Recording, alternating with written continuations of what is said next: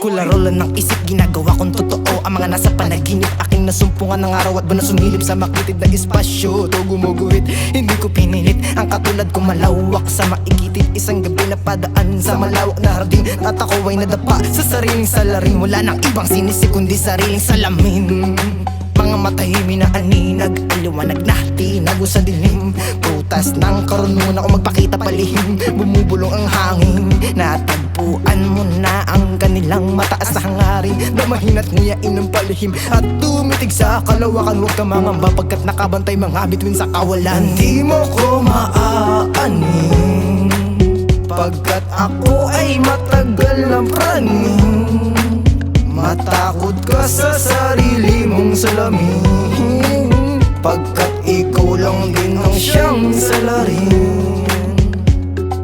Mga mata ko'y lagusan ng liwayway, naaguit sa mga palad ang habang buhay na pagkakabilanggo. Kundi ka tunay, hindi ka pwede kumurot sa aking mga palay. Gagapangin ka ng ani hanggang sa pagtulog. Sasakaling ka ng isang malaking bangungot. Mababasag lamang ang tanikala kung mga pahintulot ko ay aking ibababa.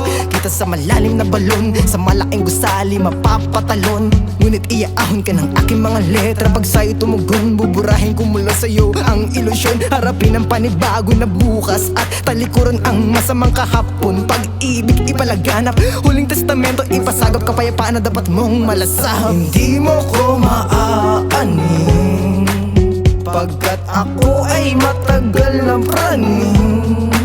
Matakot ka sa sarili mong salamin pagkat ikaw lang din ang siyang salarin. Aking talata sa pader ko iginuhit, gamit ang kuko sa balat nakaukit. Hamog na sa lalamunan pumupunit, pagbuga tila may kasabay na pag-awit. Mata kong makatitig ay nakakaakit, nakakaakit na. Hindi mo ko maaanin pagkat ako ay matagal ng praning. Matakot ka sa sarili mong salamin pagkat ikaw lang din ang siyang salarin.